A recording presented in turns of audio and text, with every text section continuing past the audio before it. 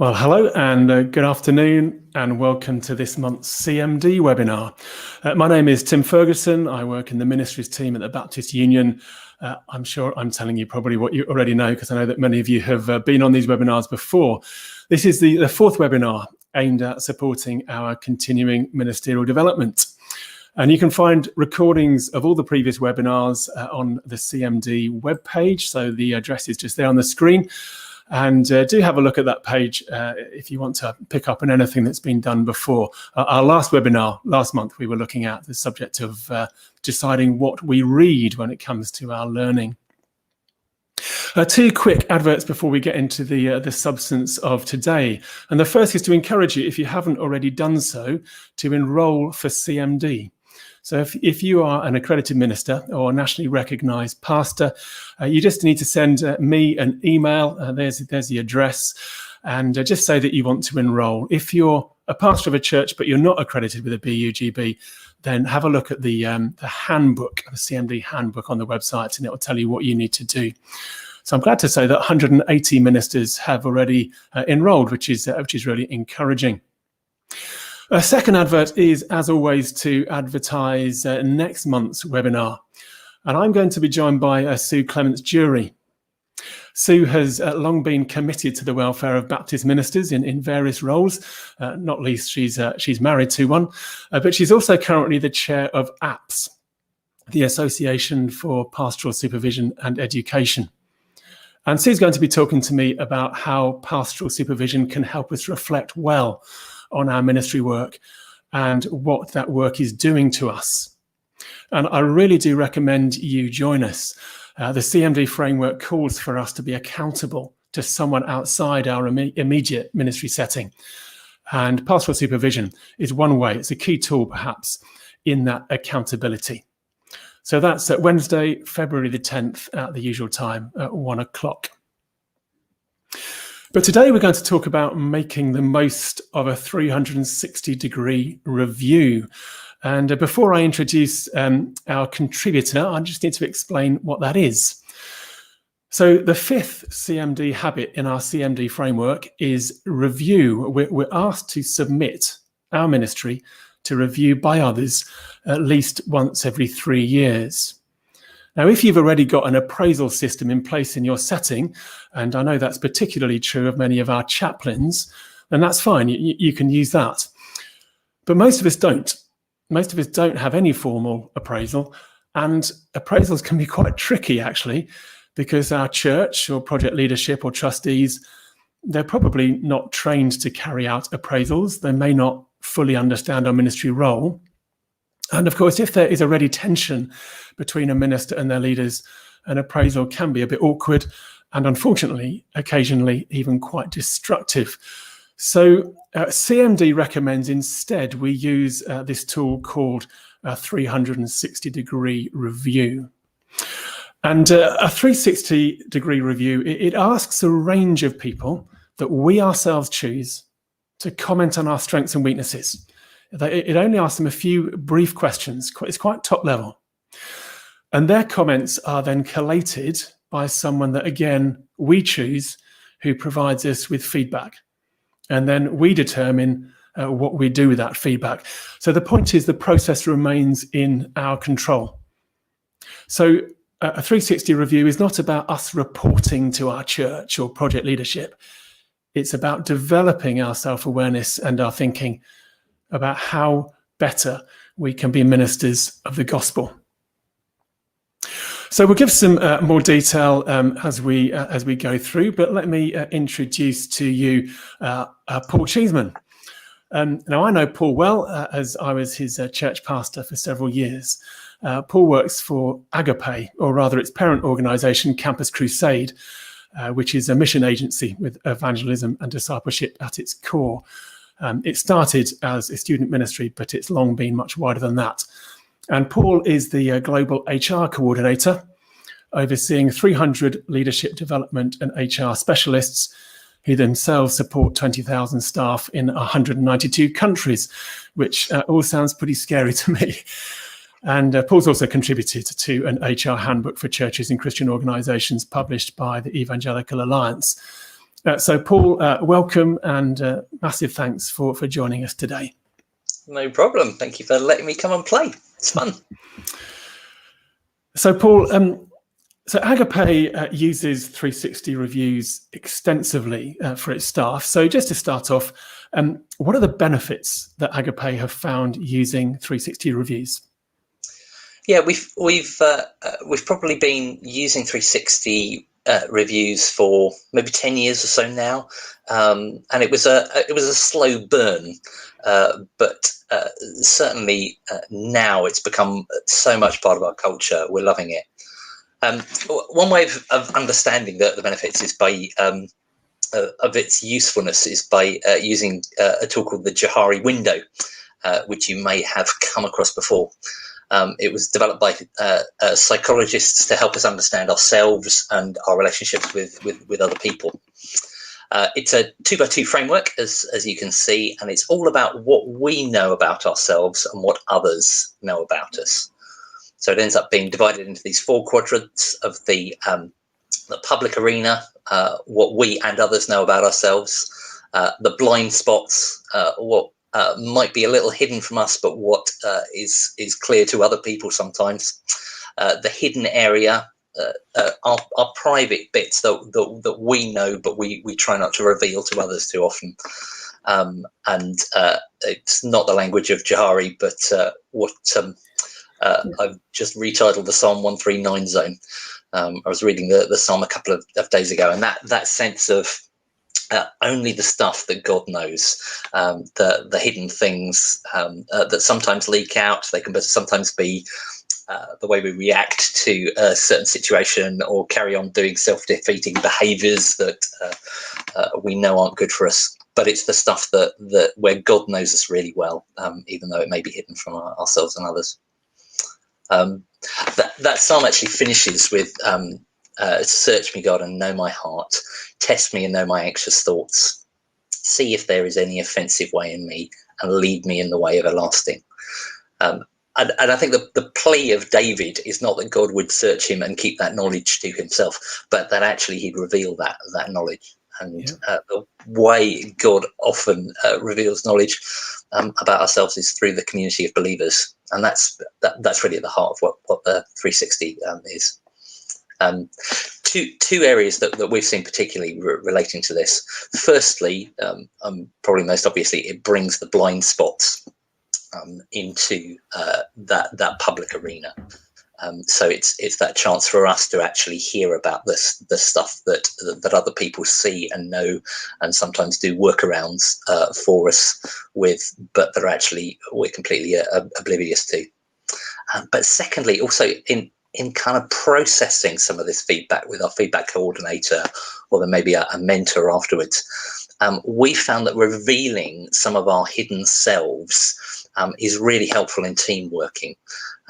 There's often this interplay between our behaviour that's in our blind spot and the reasons behind it that's sometimes in the hidden area, and actually bringing those together can be really, really powerful in team environments and in working with others. Time and time again, we've seen people grow in their leadership as they find out about some of their weaknesses that they just didn't know were there. And as they open up and talk about some of their hidden areas in a team setting, a church leadership team or whatever that might be. So it benefits our staff members personally, and then it benefits the effectiveness of team working. Okay, so it's very much about revealing what we can't see ourselves and acting on that. Now, it's a big organisation, but I assume that, Paul, you yourself therefore have had to go through the process, and you've had a 360 review done for yourself a number of times probably. So what's your personal experience been of doing a review? It's true. I've probably had half a dozen or so of different sorts over the last 10 years. We had this question at our staff initial staff interviews. That's how do you respond to feedback? And I think probably back in the day when I joined Agape, I gave some plausible kind of reply of, I like to take it on board and consider it, and make changes as a result. I think if I was asked the same question now, I'd probably more honestly say, well, I'm most likely to get defensive and withdraw, or push back or argue. And possibly on a good day, consider it 3 days later and maybe pick something out of it. I don't naturally like feedback and criticism. It goes against every people-pleasing instinct in me. Well, he does. But I have to say, what I've grown to love about the 360 process is that actually it gives you an opportunity to anticipate it. You're not just hurled this grenade of feedback, but you can prepare for it. You can pray for it well beforehand and ask the Holy Spirit to do that thing of leading you into all truth, which he does so well. So I happily admit I'm still not always comfortable with it, but I've seen my growth as a leader as a result.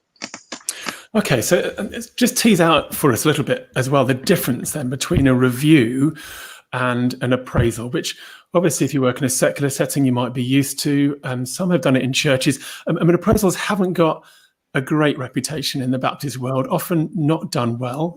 There are exceptions, of course. What's the difference between those two? I don't think they've got a great reputation in any world, actually. Okay. Primarily, a 360 review is forward-looking and it's about our growth, whereas an appraisal tends to be backward-looking and is just about our performance. But ultimately, appraisals can be a little bit kind of one-sided, and you have nowhere to go with it. Your supervisor just tells you what they think, and that's the end of it. And in some situations, obviously, pay and other things come along with that. It's something that's done to you, whereas a 360 is a completely different approach. It's something that's done with you, and ultimately, you can take it or leave it. The feedback that you get is yours. And you choose what you want to do with it. I just want to jump in there and emphasize that actually within our CMD framework, we are saying that very clearly that when you get your feedback, if you've got a great relationship with your church leadership, well, perhaps you want to share it with them, but you don't have to. It can be helpful, I'm sure, to talk about the outcome with a mentor if you have one, or a pastoral supervisor, or maybe a colleague or a peer. But there's no obligation. It's very much our responsibility as to what we do with the information that comes out. Yeah. And that's a really important aspect of it, the feeling that you own this stuff. It's about yours and you're in control with it, rather than it comes with kind of obligations when you're still trying to figure out what's accurate and what's not, and what's really an issue and what's just somebody's pet peeve. Yeah. So they're called 360 reviews because we're getting people to look at us and at our ministry from every angle, which means we ask a number of people to review us independently of each other. So obviously a key question is who should review us? How do we select, both in terms of their position relative to us, and also maybe in terms of whether they are already fans or opponents or somewhere in between? That's right. The key thing that I've found is to find people that can tell you things that you don't already know or that aren't already obvious. So the person that just loves you and will say you're wonderful at everything is not going to be that much use. However warm and encouraging and fuzzy it may well make you feel. But in exactly the same way, the elder that's told you a dozen times before something that he doesn't like about your preaching and is going to be on a one-track agenda is also not going to be that helpful. If they're just repeating stuff that you already know, they're not so useful. So the people that you think may well have a different perspective, or may just have those insights, sometimes whether they've been very quiet about them or not, those are folk that always make for good folk to give feedback. Yeah, and I think in our handbook, by the way, I should say that all the information on how we do the 360 reviews is in the CMD handbook in Appendix 5. You can find that on the webpage of our website. Do have a look at that. So that's certainly recommending that we go to those we work with in terms of within our leadership, those that we serve. Paul, what about those out in the community? Because of course there is a possibility of asking, I don't know, local head teacher, maybe we're a governor of a school, or a local councillor or someone. Presumably this is open to anyone who sees us in our role. Is that right? Yeah, we certainly encourage people to get as many folk from a wide pool as possible. So not those that just see us on the Sunday morning in the pulpit, but those that have other connect points with us that will give just a different perspective and a fuller picture of how we operate. We all tend to operate differently and reveal different strengths in different situations. So the bigger picture you can get of that, the better. Yeah, and that's why, I mean, the questions that are contained in the sort of the standard review form are very simple. They are literally pretty much, what are your strengths? What are your weaknesses? They don't go into the detail of ministry because, of course, some of those reviewing us, I guess, might not even share our faith position. Yeah. So there's a limit to maybe how detailed we can get. So it's, again, a quite top level. Now, Paul, ministers have different relationships with their churches, and they might ask somebody to review them who, let's just imagine, might be in awe of the minister or might feel they are junior to the ministry in some very non-Baptist way. That's the reality of it. How do you encourage, good feedback, frank feedback from those who might be nervous of giving it? I think that heads back to your earlier question, Tim, of the difference between appraisal and feedback. If they think they're writing something for appraisal or the kind of reference that they'd write if you were looking for a new job, it will all be glowing and won't be of much use necessarily. But if you can help them understand the purpose behind it, that you're really keen to grow, and they can be a real help for them because they have a unique relationship with you. They have a unique perspective on you. They've been with you in situations that other people may well have seen them on, and you're really keen to hear. So however the official invite goes out, it's quite helpful to make contact with these people and say, you'll get the form in the email tomorrow, but I just wanted to encourage you. Okay. So that personal relational contact is key to encouraging people. Yeah. I'm going to introduce actually one of the comments that are coming in. So thank you for those who are putting some comments in already, which is great. This one, just before we sort of move off this topic, question here from Andy Gibbs. Thanks, Andy, for putting this in. Are you suggesting that the sole aim is to reveal the hidden area and not confirm the public arena perception, which you might be unsure of? I think the answer is no to that, but Paul, go on. Yeah, no, that sense of affirmation is really important. That's a helpful clarifier. I normally find that the thing that I'm looking for in a 360 review on me is the stuff that I don't know, but actually that sense of continuing to affirm the things that we believe are our own strengths is really helpful. I'm not sure whether you do it in your framework, Tim, but we normally get a self-review. So we get the individual staff member to fill out the review along with everybody else. And then you get a little bit of comparison of, this is what I think my strengths are, but is it confirmed by other people? And the answer is, that isn't part of our framework, a self-review, but that's something we could possibly add in. I might ponder that because our framework is a kind of a live document and it might get updated and changed from time to time. There's a guy called Marcus Buckingham who wrote the stuff on Strength Finders, for those of you that are aware of it, and he's really helpful in helping you think about what areas do you want to grow in, and his whole emphasis is you want to grow in your strengths rather than just focus on your weaknesses. And so this sense of having other people affirm the things that you already know that you're strong in is just really helpful for thinking about growth as well. Yeah, I think that's my experience of doing a 360 review myself. I found that's very affirming to have that those skills and gifts confirmed, but also enables you to think, they may be a strength, but actually is it something still that I need to develop further? Those things we're strong in aren't necessarily to be ignored as if we only work on their weaknesses. We also need to maybe think, well, here's a strength, and to maximize its use, and it's good for the kingdom. I need to do something with that to develop it further. Absolutely, it's that kind of like stewardship principle of what are the talents that the Lord has given you, and how are you really going to harness them?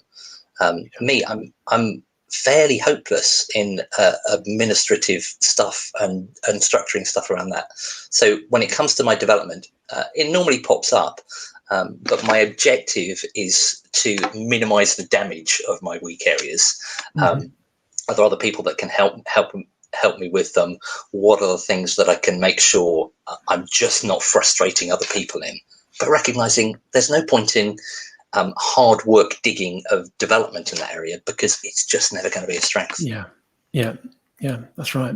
Sometimes I think you find out there's a weakness you're not aware of, and sometimes you're told what people think your weaknesses are, and you kind of go, yeah, I know that. Probably not going to change. And how do you mitigate it rather than how do you resolve it? Also, before we move on to another question, just one from Alex here that's come in about the people who review us. Would it also be good for one of them to be from your family, your wife, husband? Yeah, sure. When the coordinator kind of like puts it together, they'll probably be aware that it's a family member. It'll have a different tone if the coordinator kind of reveals the comments verbatim. I guarantee you'll be able to spot them. But yeah, if having a family member speak into that sort of thing. Yeah. We used to find with some of our younger staff, housemates were just beautiful because they tended to tell it exactly how it was. Yeah. Okay. A couple of great things coming in here as well. Again, from Andy, perhaps the key is to recruit to the weaknesses, and that's a good thing to think about. Rather than trying to be brilliant at everything. Sometimes you have to say, this is a weakness, and how else can or how can I get someone to support me in this by taking on a particular role? Chris Densham, Chris, good to hear from you. The other question is how my weaknesses be holding back my ability to maximize my strengths. So again, another way of putting it. Yeah. So we talked about feedback. So you choose your reviewers, and you ask them to comment on your ministry. And then they send all their comments to a feedback coordinator. So again, how do we choose a feedback coordinator? I mean, I suppose the best way to ask that is, what is their role? What is it they need to do? So some of it is administrative, and that to be honest can trip some people up. So there is just the piece of literally gathering all the information and trying to collate that into a form that makes sense. In terms of kind of temperament, you want someone that knows you well enough that they can filter a little bit as they're going through and reading the comments. Yeah. But somebody that's not so much of a big fan of yours, that they're not open to recognizing the things that maybe they don't see about you. So yeah, no, it's about that compiling of all the feedback, but then within that looking for trends, looking for themes, but also looking for those outliers that maybe only one person sees, but could be really helpful to you. Okay. So when I last did a 360 review, the person that I asked to be a feedback coordinator hadn't ever seen me in ministry themselves. So they were ignorant of what I kind of did and how I did it. Yeah. And I knew them a little bit. I mean, I knew them well enough to trust them that they'd give me great feedback, but I certainly didn't know them well enough for them to know the nuances of what I was about. Is that a bit of a bad move? I mean, should it have been someone that I know better? No, this is probably where it comes to personal preference. I always much prefer, if I'm giving feedback to somebody, having a context of who they are to be able to do it. I think I find it a lot easier myself to be able to filter through the comments if I've got a context of who the picture is. But no, certainly my HR director here in the UK she just point blank won't do it if she already knows the person, because she feels like it's an unhelpful filter. So yeah, that's probably more my preference than a hard and fast. And again, in the CMD handbook, we've made some suggestions of who ministers can ask. So obviously a peer that you know well. It could be a leader within your church that you trust. It could be your mentor. Your regional minister might be open to being feedback coordinators, though they're unlikely to be able to do all 200 and 300 ministers in their area or whatever, but it depends on your relationship with them. So there are some suggestions of who you might go to. This is definitely one, though, that you might want to get your irksome elder to give feedback, but this is not the place to ask them to be your feedback coordinator. There needs to be that level of trust as you go forward. Yeah, not your irksome elder, but one that you, someone you do trust to. Yeah. I think they need to be on your side to a degree, don't they? Yeah, that's it. Somebody that's for you. Yeah, not looking to put the boot in. Yeah.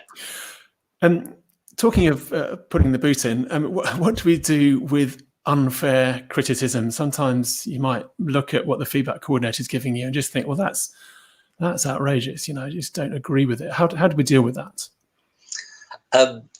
This is probably where the where anonymous feedback is kind of like a blessing and a curse. You can't go back to somebody and say, that's not right, that's not me at all. But it also helps in that you don't have that lingering resentment on your unspirit-filled days. Yeah, I get wounded by stuff in this process. I normally have team members around me that are so keen on my development that they dig hard to find things that they can throw into it, and sometimes that's but particularly if you instantly read a comment and think, I know perfectly well what situation that came out of. It does hurt when it's either a strength of yours or a weak area that you've been working on. I mean, firstly, processing it with your feedback coordinator, and normally it's if that person's not someone that's close up to you, then taking it away and processing it with a mentor or someone else that's close to you, that you can be open and honest and say, look, this is what was said. Tell me honestly, is this a thing, or was this just something that cropped up in the situation? But then also just processing it with Jesus. Even the things that are violently unfair, sometimes the Lord has something that he wants to show you through it as well. Yeah, I think in our thinking, we are called to a way of being as ministers. So it's not just a professional job that you go to 9 to 5 or whatever hours it may be.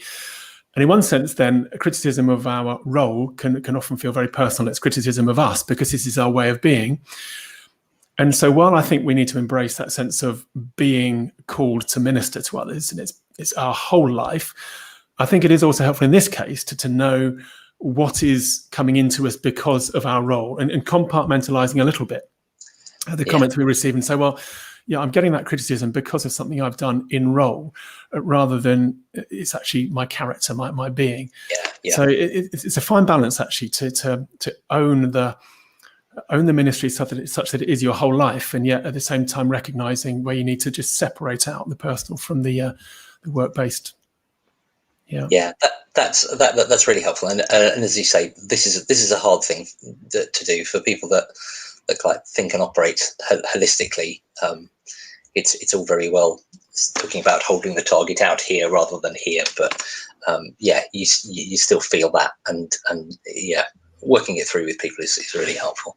Yeah, I'm going to bring another question from outside, from Charmaine. Again, Charmaine, good to hear from you. So this is still talking about the feedback coordinator. How do you ensure that person understands your role, given the job description of a minister is vast and, of course, generally not written down or recorded anywhere as well, I might add? Well, a lot of the time, the feedback that you get won't necessarily be directly related to aspects of your role, and I think sometimes the hard work after a 360 review is then taking it away, considering it, and seeing what that applies to you. Comments may well come in terms of targeted things to do with what you do. Others of it may well be more general anyway, and that's okay. I think that sense of you want a 360 review to be about your personal development, or whatever meandering path the Lord may well take you on in terms of ministry and role. So, embrace the stuff and see what the Lord does in terms of thinking about next steps and what that means.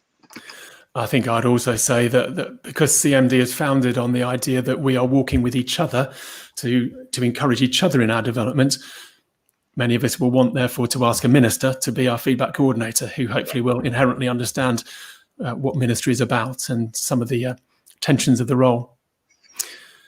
And again, a very particular question from Worcester Baptist Church, from Darren. Thank you, Darren.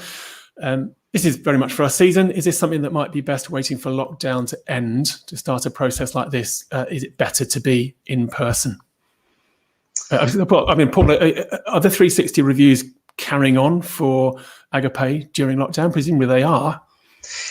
Yeah, and a lot of our stuff is kind of virtual anyway. I kind of like live in a virtual world. My team's spread across 13 time zones, so however much I prefer to do stuff face to face.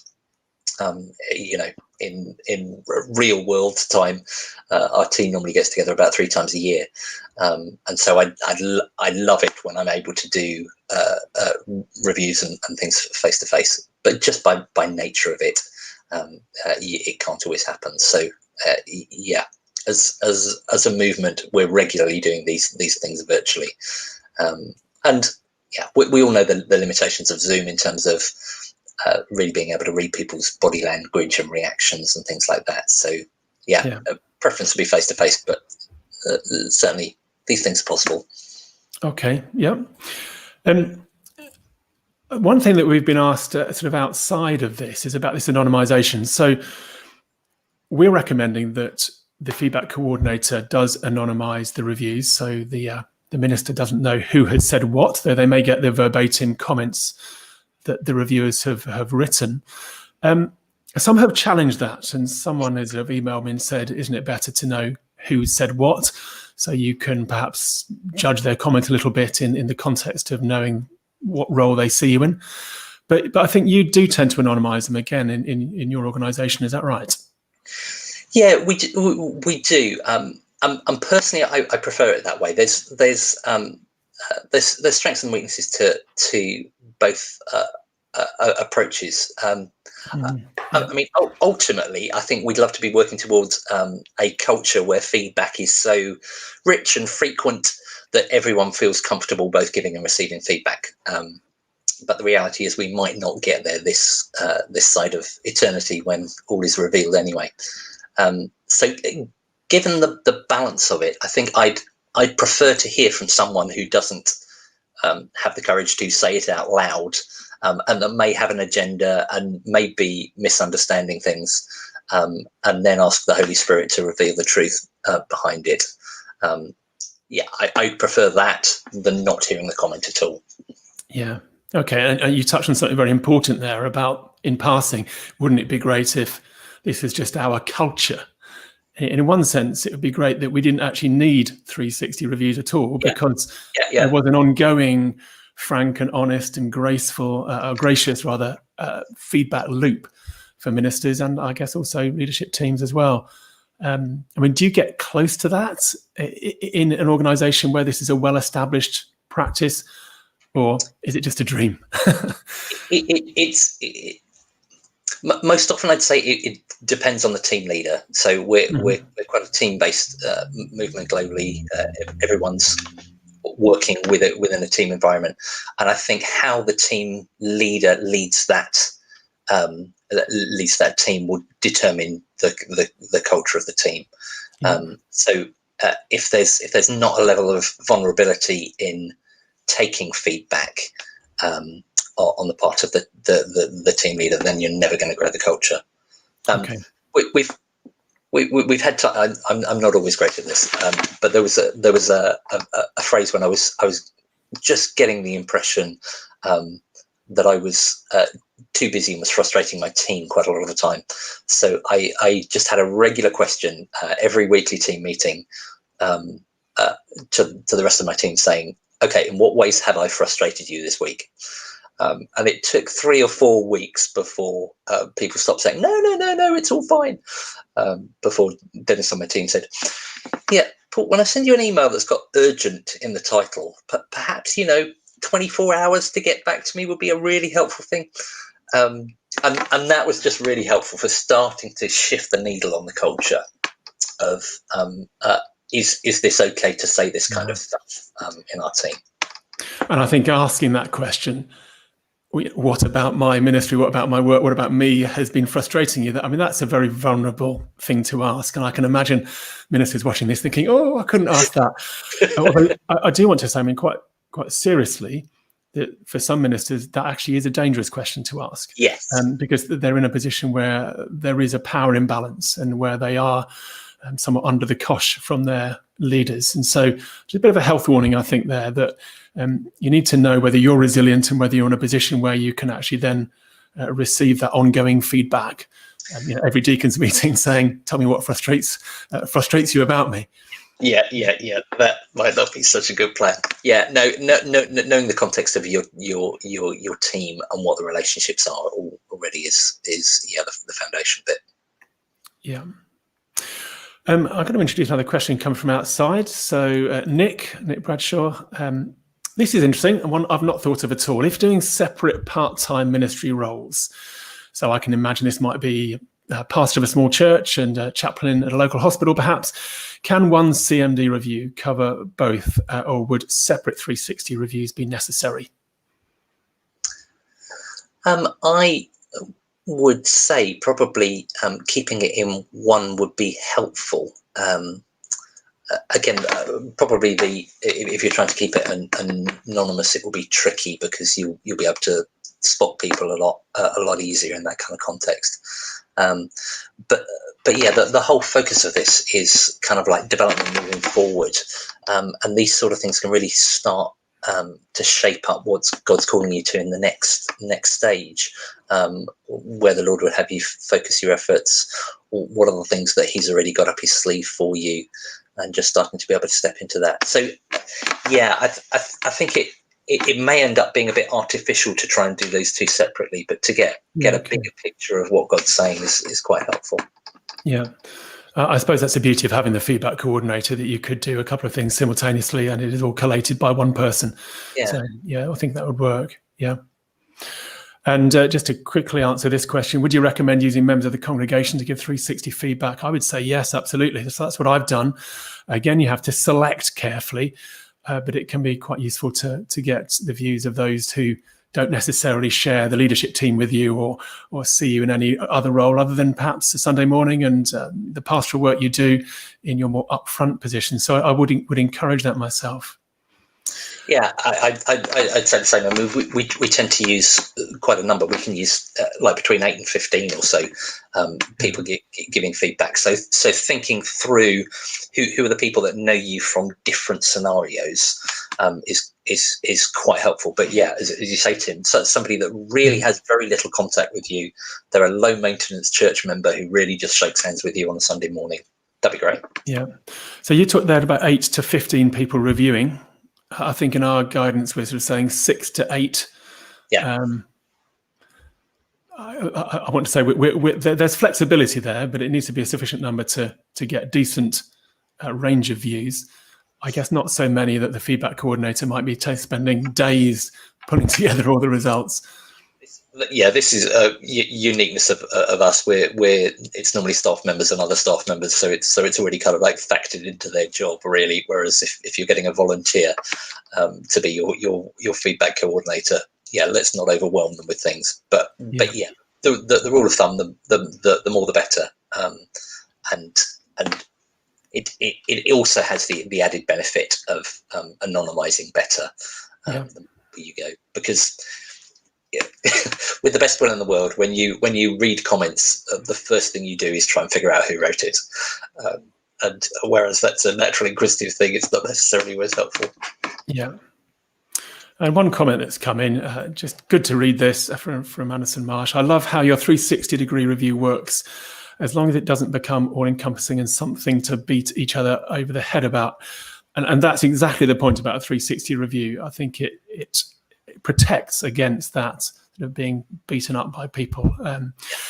But maybe we need to talk then, Paul. You've met with your feedback coordinator. They've explained to you perhaps some of the themes that they've picked up in the reviews that they've received back.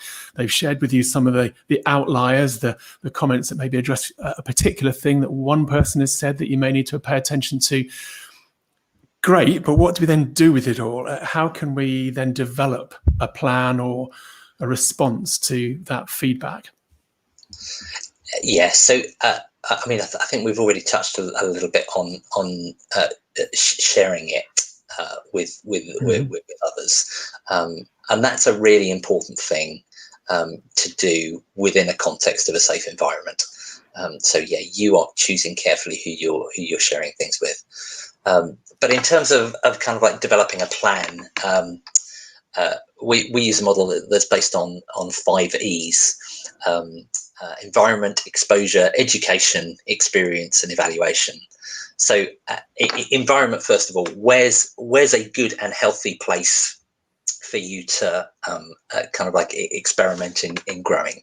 That may be the deacons meeting, or that may be a disastrous place to start moving into these sort of things. But exposure is the second one. Who is it that can help you grow in this?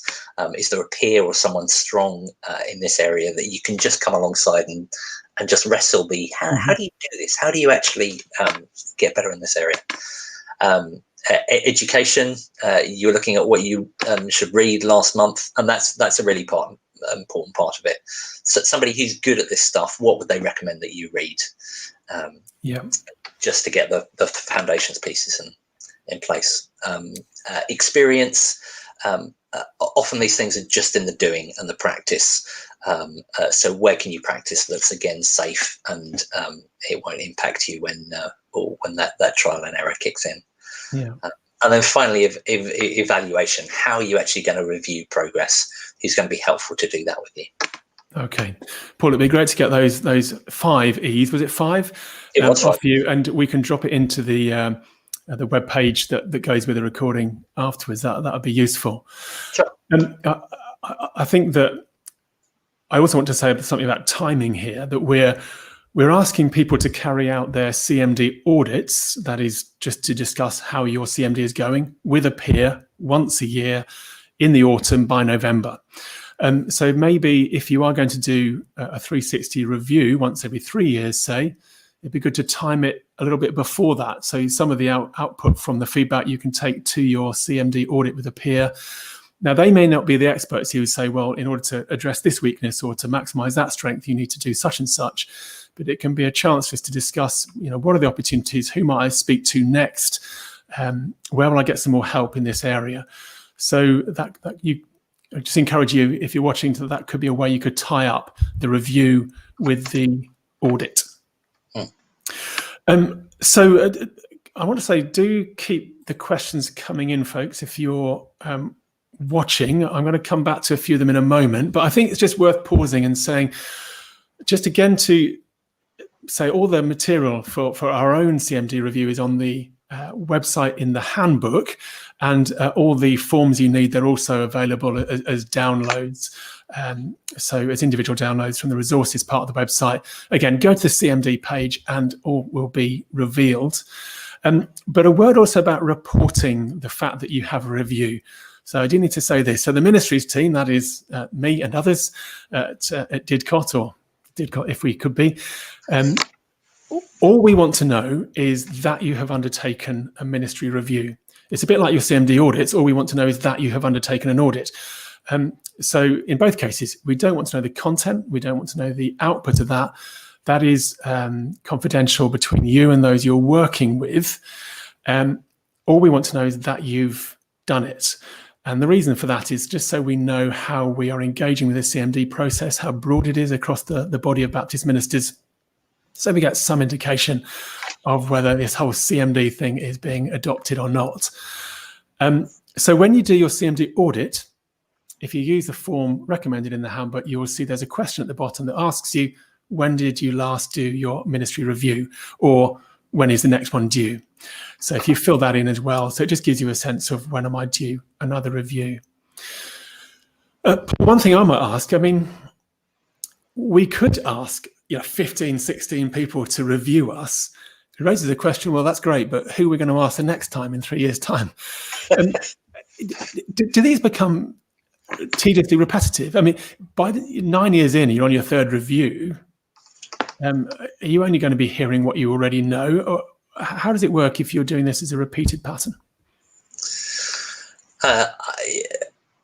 Yeah, this is more experience than anything we'd necessarily say and recommend. I tend to have a mix of folk that I've asked before and new folk. So you hopefully get a little bit of a balance.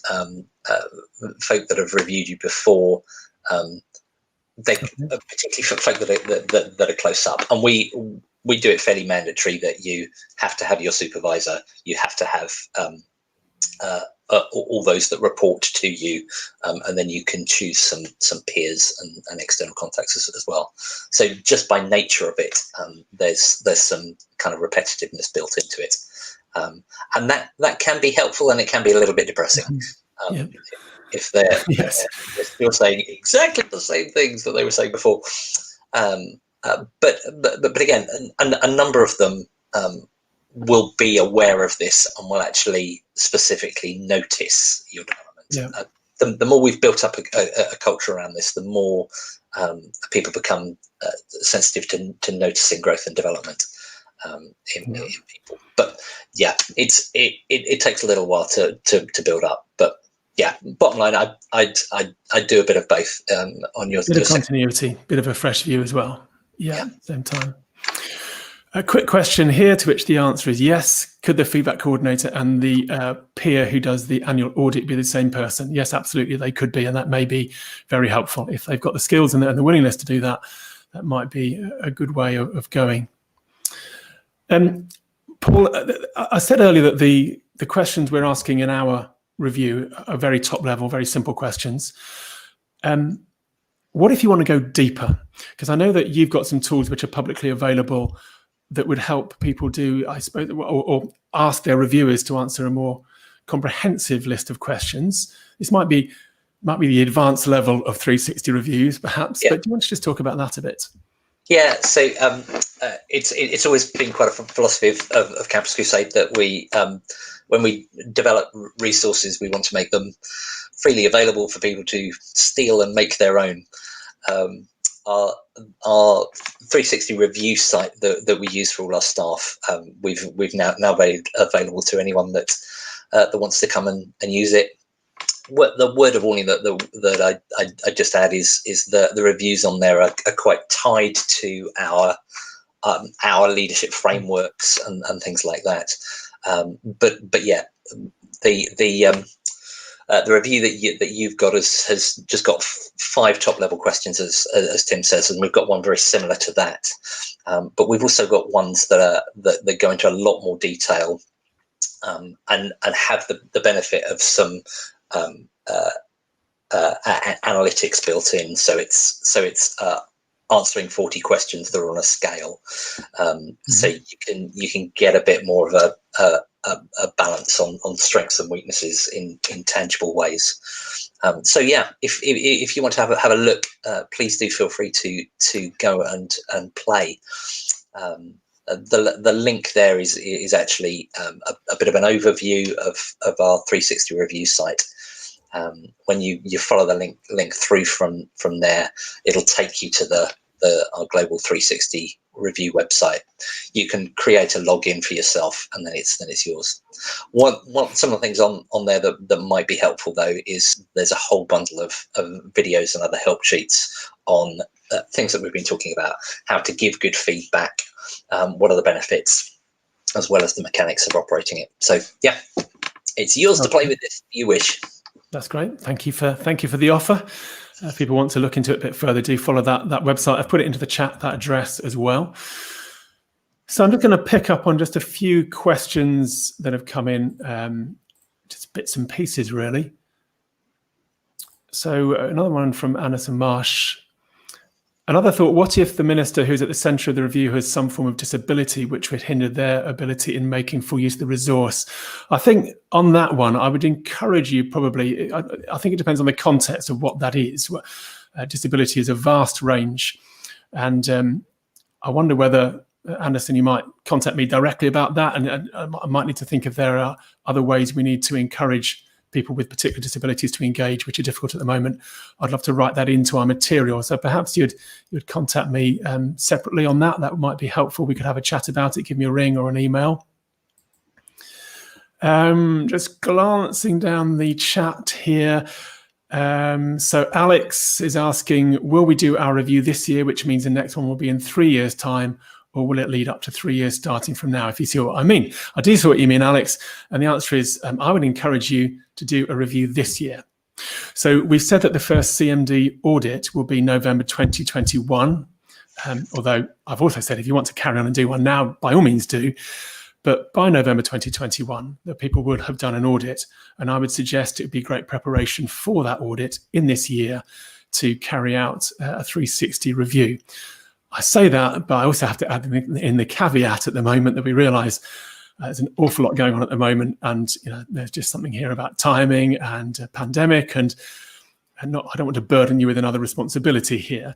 But all other things being equal, if only they were, then yeah, this year would be a good time to make a first attempt at a review. One from Ashley Hardingham. So there's no target setting in this process.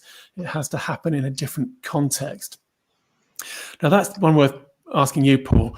Are you a believer in sort of target setting and objectives and then coming back to those? Or do you like a more organic, sort of vague, I'm going to develop in this area approach? It depends on what the development area is. I think it's always good to, if it's something specific, then it's helpful to just have targets so you know what you're reaching for.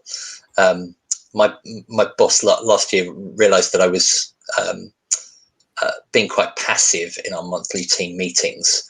I was the only one that was virtual, and it was a little bit tricky, and there were things around it. But she nailed me completely that I was just taking a back seat in a lot of things. So she set me the challenge of, Paul, I want you to disagree with me once in every meeting. Okay. So yeah, if there are things that have got tangibles that you can anchor them to, then great. If it's a new area, you may just need to explore it a little bit more to figure out even what is it within this area of communication that I'm wrestling with, rather than just nailing something down at the front end. Okay, yeah, that's a clear answer. Thank you. That's great. Well, I don't think we've had any further questions come in, bearing in mind there's always a delay between Paul and I talking and this going out on YouTube. I think looking at the time, now's probably a good moment to maybe draw it to a halt. So can I thank you for putting the questions in, folks, and the comments. It's been really good, and good just to have that conversation. And a huge thank you to Paul for just sharing his experience and expertise in this area. And Paul, blessings on you in all that you're doing with Agape and with Campus Crusade, overseeing their staff and their mission work and their aid work and their discipleship work. I pray that will be a really fruitful season coming up for you. But before we say goodbye to you, Paul, I wonder whether you might pray for us as ministers seeking to develop as missional and pastoral leaders. Love to. Okay, let's pray. Lord Jesus, I do just thank you for this group that are gathered here today, and others that will be engaging in this moving forward. Lord, I do thank you for each of them, for their commitment and sacrifice, and day in, day out, walking with you and walking with church members, and seeing your kingdom grow.